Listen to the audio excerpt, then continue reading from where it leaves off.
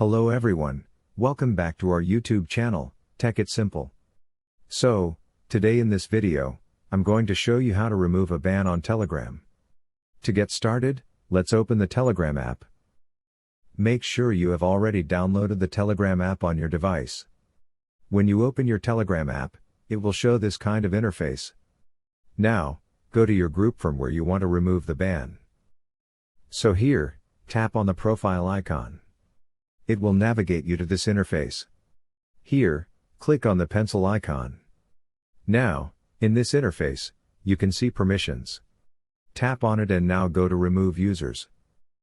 Here, you'll see the users list that are removed. So, in order to remove the ban, tap on three dots and delete. So, in this way, you can remove a ban from a Telegram group.